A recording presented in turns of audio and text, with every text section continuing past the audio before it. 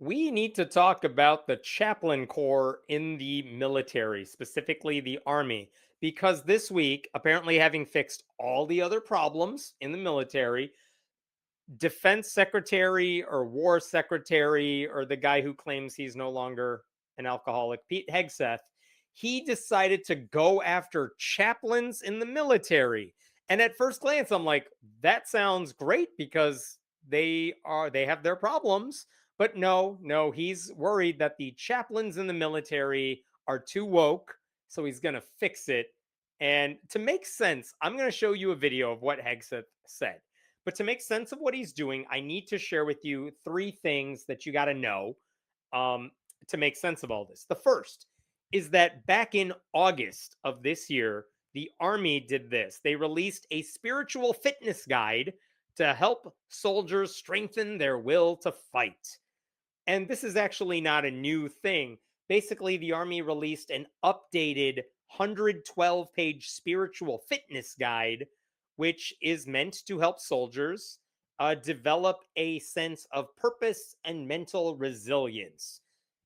The guidebook, the spiritual fitness guidebook, it doesn't directly promote Christianity, but it works off of the faulty premise that religion is inherently good because it gives people inner strength. And that's obviously not true. It can for some people, but the rest of us find inner strength outside of organized religion or belief in the supernatural.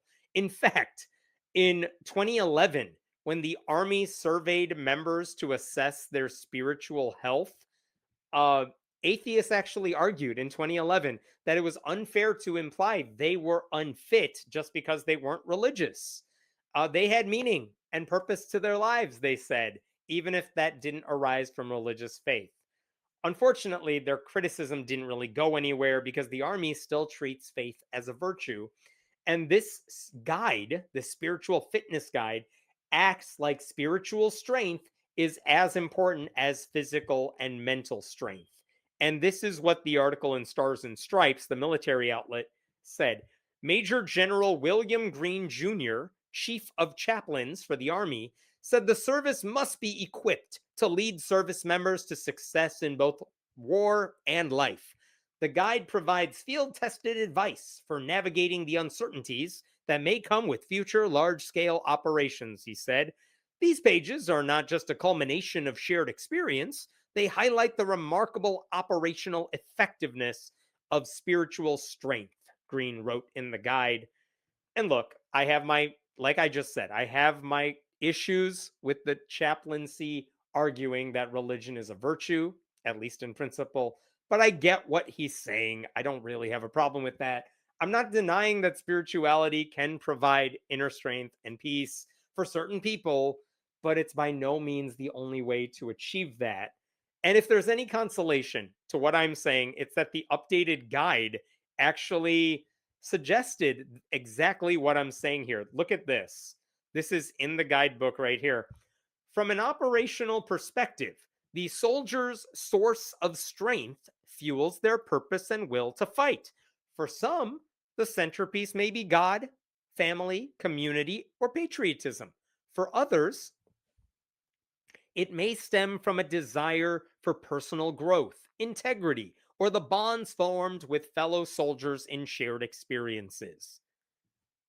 You know what? That sounds pretty damn humanistic right at the end there. And I am fine with this paragraph because this is what atheists have been arguing the military chaplaincy ought to be saying to everybody. Yeah, if God does it for you, that's fine. But it doesn't do it for everybody. And the military should be able to reach out to those people as well. So that's the spiritual fitness guide that they just released this time around. I wish the entire manual looked more like that one paragraph.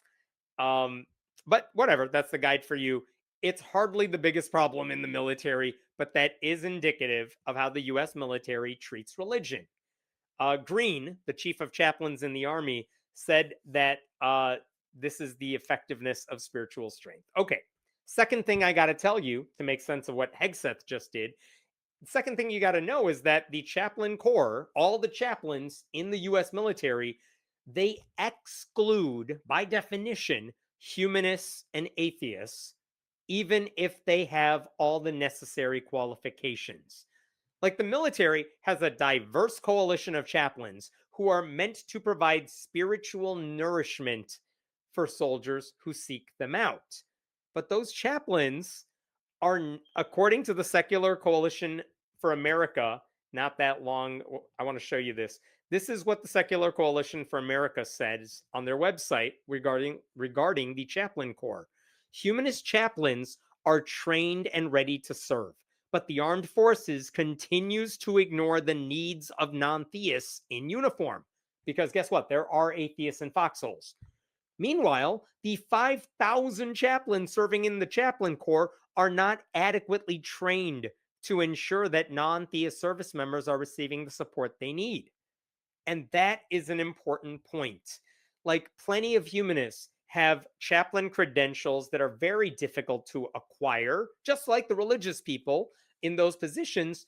But the military says if you got your endorsement from a humanist group, as opposed to like a Baptist church, you don't get to become a chaplain. There have been lawsuits over this. People have been fighting for this for a while.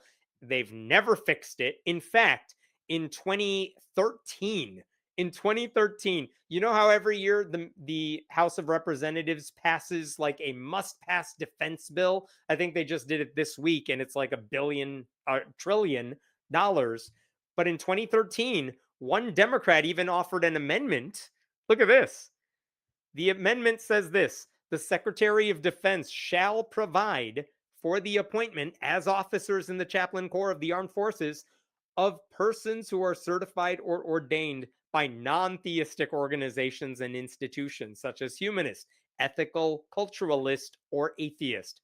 Basically saying if they are non-theistic groups, atheist, humanist groups, who have the same sort of qualifications to make someone a chaplain, they have to go through rigorous training, etc., then you should also take them. And that amendment was not accepted. It was never adopted. In fact, when that was even being discussed, I had to go back for this one.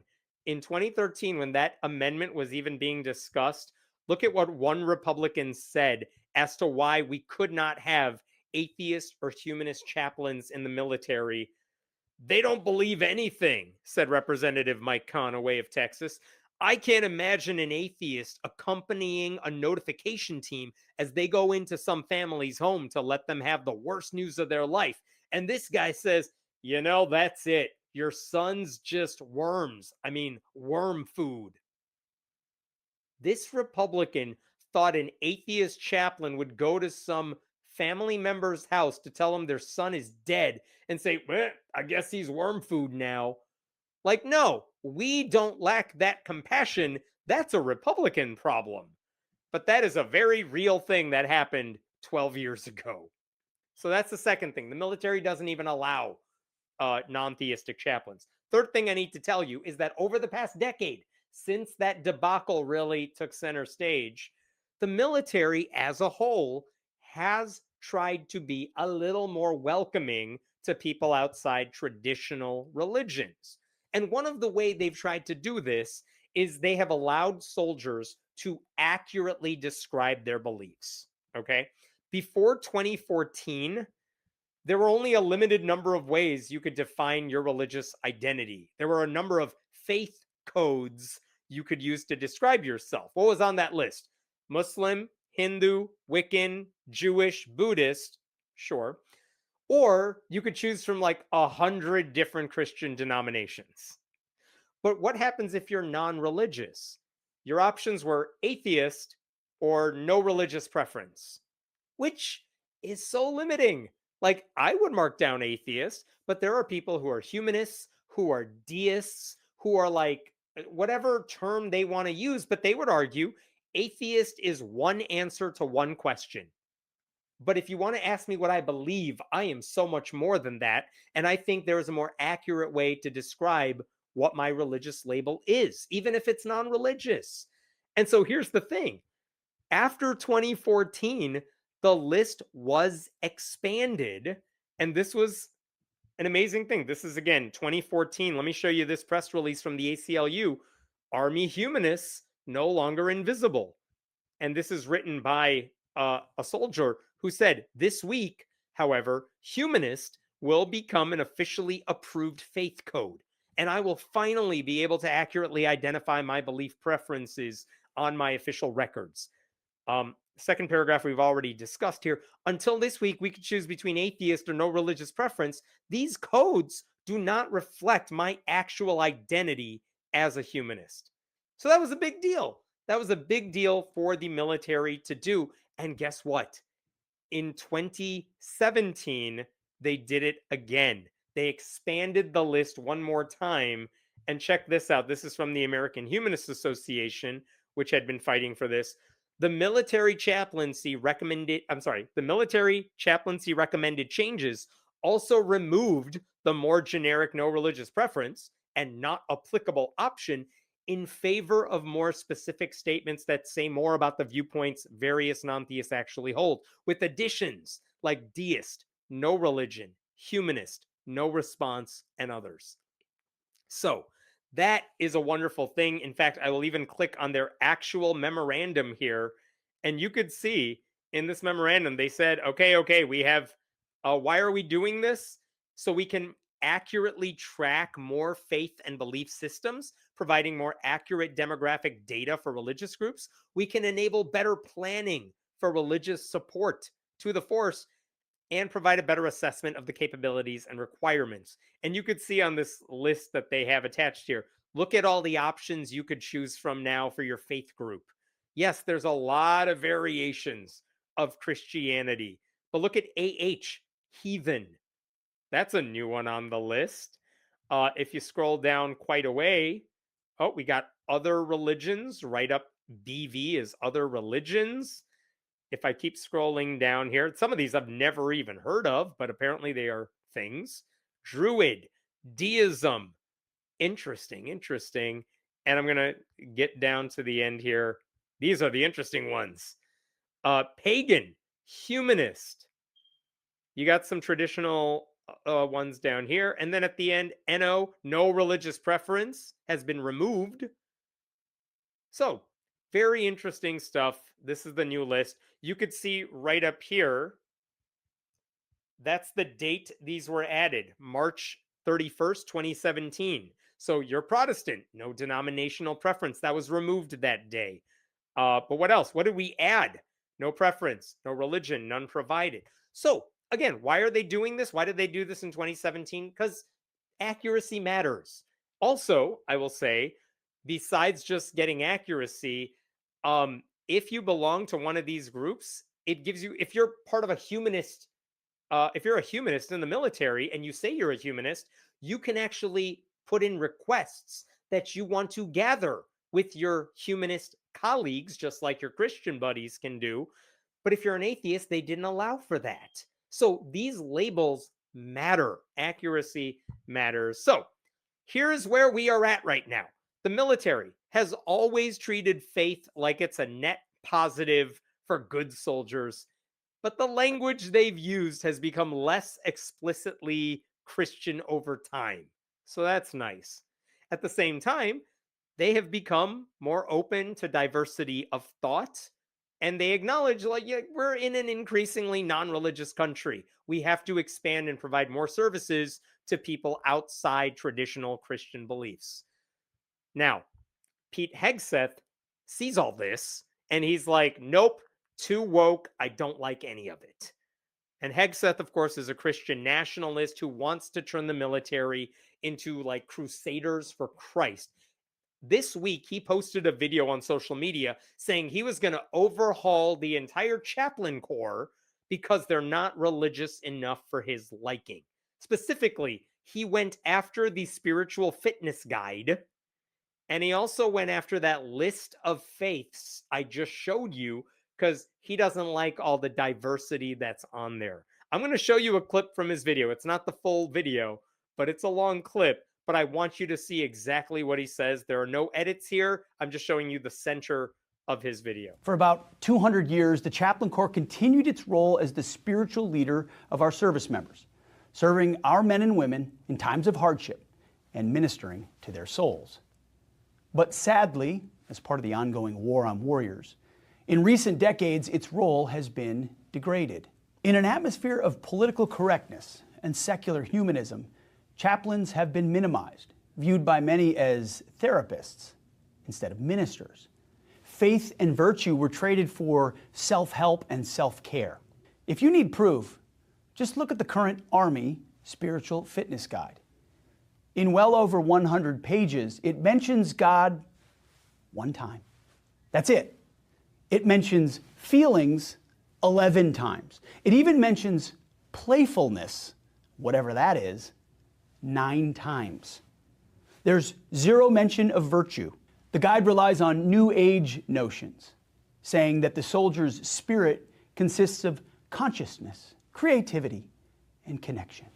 The guide itself reports that around 82% of the military are religious, yet ironically it alienates our warfighters of faith by pushing secular humanism.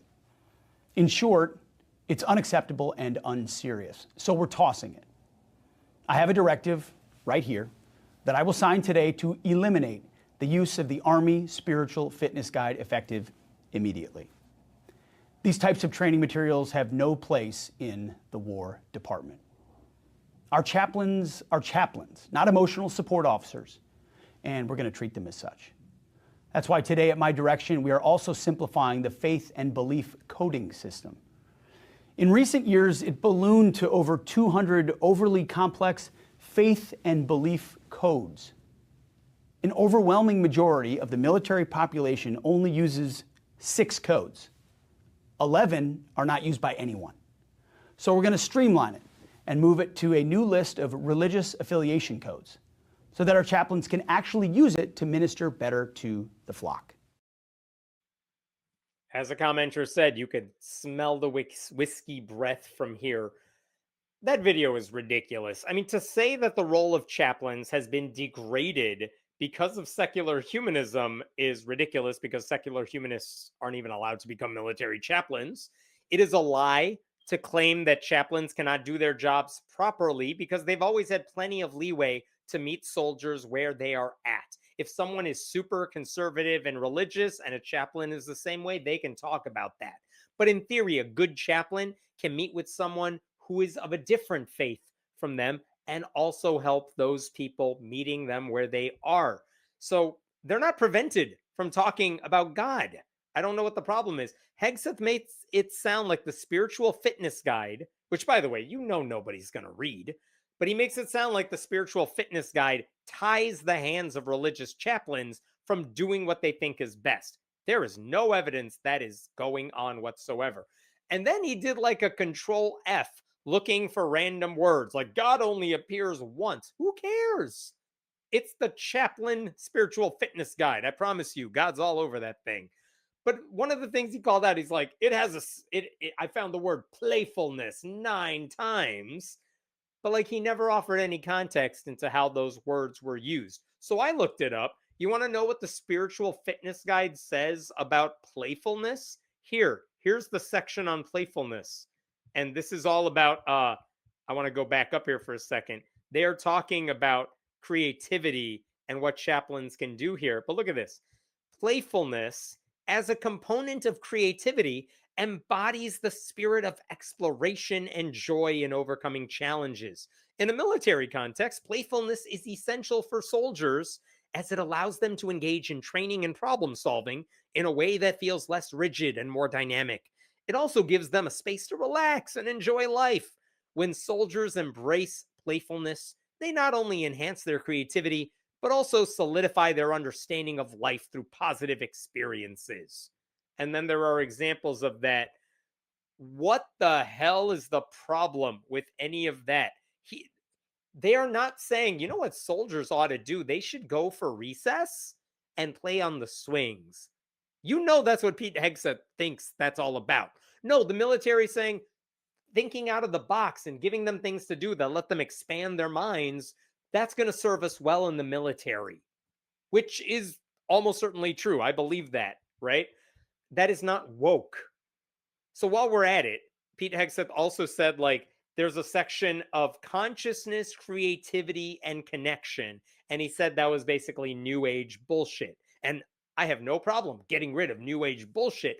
but it's not. When the spiritual fitness guide talks about consciousness and creativity and connection, that's just a quick alliterative way of describing personality traits that these chaplains are saying make for good soldiers. Specifically, the manual says good soldiers are aware of and able to evaluate one's thoughts, feelings, and surroundings. That's consciousness. It says good soldiers are able to generate novel ideas, approaches, and solutions that reflect individual expression and innovative thinking. That's creativity.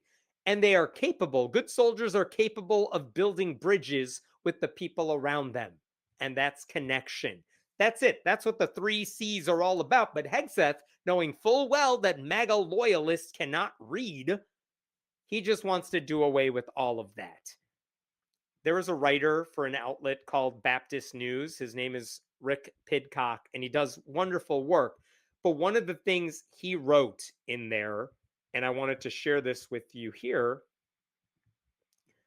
Apparently, Hegseth doesn't think soldiers need to be aware of and able to evaluate their surroundings.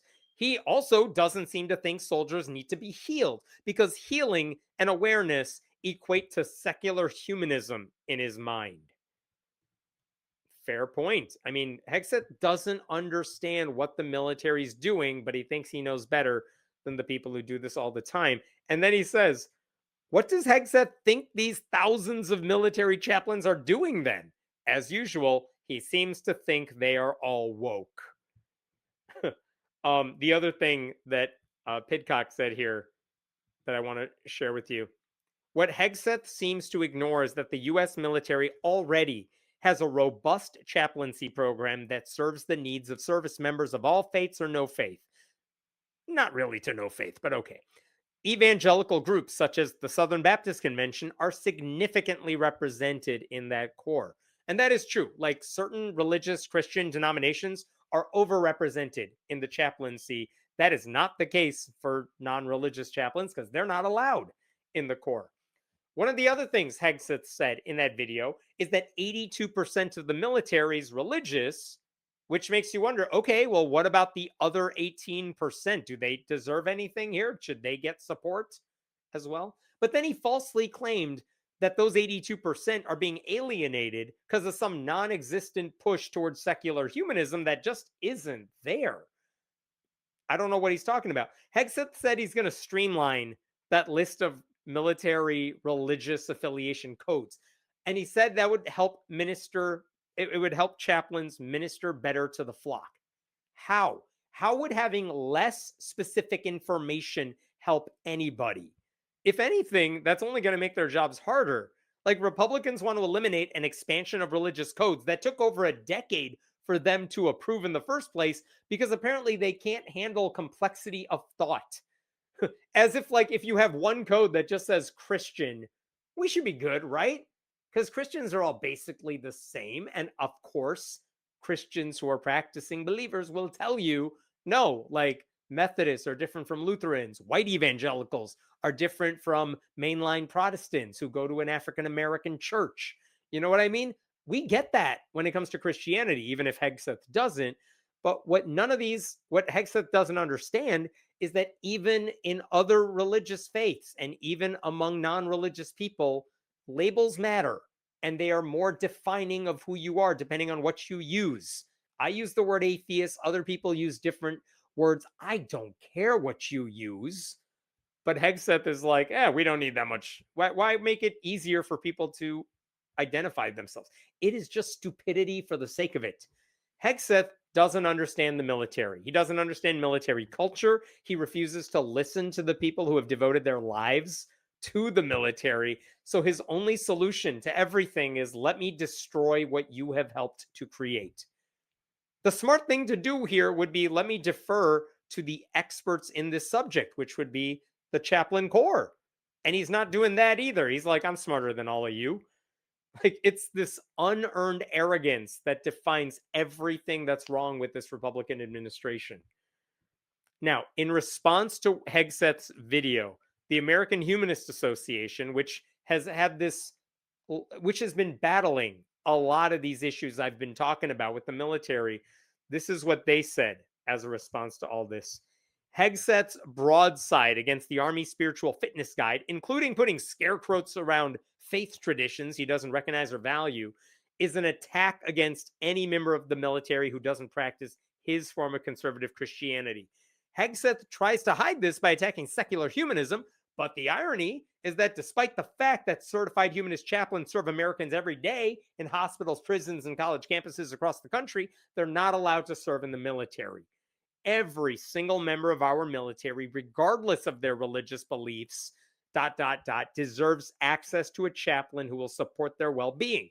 It is clear Hegseth doesn't understand what this means because his directive stands in direct contradiction to the standards of practice for professional chaplains agreed to by all credentialing bodies for chaplains. Those standards include a recognition that chaplaincy does involve emotional care and emphasizes providing care for diverse beliefs, not mocking them. Those standards are agreed to and followed by all practicing chaplains, Christians, Jews, Muslims, and yes, even secular humanists. And the Army Spiritual Fitness Guide, based on those standards, has been endorsed by leaders in the Army Chaplain Corps who are practicing Christians. The truth is that Hegseth doesn't care about strengthening the practice of chaplaincy or the spiritual well-being of the military. He wants to do what he's always done, treat his position as a pulpit and push his deeply conservative Christian nationalist beliefs onto the troops. Listen, I read a lot of press releases from the American Humanist Association. They're almost never that in your face about anything. And it is interesting because I'm pretty sure they have a lot of nits to pick with the Chaplain Corps and the Spiritual Fitness Guide. And even now they're like, the guide is not the problem here. So all of this is happening, by the way, the same week that Pete Hegseth hosted at the Pentagon a Christmas worship service that featured evangelist and hate preacher Franklin Graham saying that, yeah, God loves, but God also hates. And also that his God is a God of war. His words. Like, nothing Hegseth wants to do here is going to make the military better. It'll just make it worse for the people he doesn't believe ought to be there in the first place because they're not sufficiently Christian warriors. And he's throwing a temper tantrum because what's the alternative? Taking accountability for the murders he's doing in the Caribbean? Like, nothing he's whining about was breaking the military. It was not weakening readiness. It was not silencing faith. The Chaplain Corps was functioning as it was always designed to function in a pluralistic force. They provide care across belief systems. They respect people's consciences, and they acknowledge that meaning and resilience and moral grounding may not just come from God for a lot of people. And by the way, they still don't do enough to help secular humanists for real. But again, not the issue here today. All the small steps they took to make the Chaplain Corps a little less exclusive, like by expanding who they were catering to, that didn't erase religion. It just stopped privileging one kind of religion at the expense of everyone else. So Hegseth's intervention will solve nothing because there's no problem that exists that he's actually looking to fix. He's just tearing down years of careful evidence-based adaptation because he likes ideological purity tests. I don't know what the point of this is. I don't know why he's doing it. I don't know why anyone would want to join a military that doesn't give a shit about who they are. Like, Hegseth wants people to enlist so they'll join his religious crusade, but that's not why people sign up. And it violates the secular nature of our military. And that makes us weaker. And you would think Republicans would care about the military. And yet here you have the leader of the Department of Defense, or whatever he wants to call it today, just saying, whatever, I'm smarter than everyone in the military. Why should I listen to them? I don't know why more Republicans aren't mad about this. I'll stop there for now. What questions we got here? Thanks for that donation. I still don't think spirituality even has a coherent definition. No kidding. Make it whatever you want. It's believing in something, whatever. Dumb question, perhaps. What is humanism exactly? I've heard this term before, but I'm not very familiar with moral philosophy. I mean, the simplest definition I could give you, and I'm sure secular humanists might disagree, atheism is I don't believe in a God. Humanism is okay, but let me tell you what I do believe. And the American Humanist Association, just as the largest group in the US, they have their list of this is what humanists believe. And I think most of that stuff is pretty non controversial. This is the only life we have. We got to make the most of it. We got to help other people, things like that. But again, your definition may vary. And that's why having different titles, having different labels we use is an important thing because it more accurately describes where you're coming from. Do they include Satanist as in actually worshiping Satan? You know what? I don't think they do. I don't think that one is on the list. A quick scan shows me the answer is no. That's funny. You can list as a Jehovah's Witness because if they found out you were active military, the Jehovah's Witnesses would kick you out of the religion. That is a very, very interesting point. But there might be people who are ex-JWs but still identify as such. I don't know. I don't disagree that there are probably a lot of labels that just don't get used very much. It doesn't mean you shouldn't have them. Like, why would you get rid of it? Why do they always find it so offensive that not everyone wants to believe what they do? Because I think it means admitting that they might be wrong about something and they can't handle that, which is weird because I am constantly surrounded in my real life by people who always tell me I'm wrong about everything. And yet, if you're Republican, you can't handle even a bit of criticism. They can't even take a picture of you, apparently, for Vanity Fair without you flipping out about how it makes you look bad, even though it's like just a straight up image of you.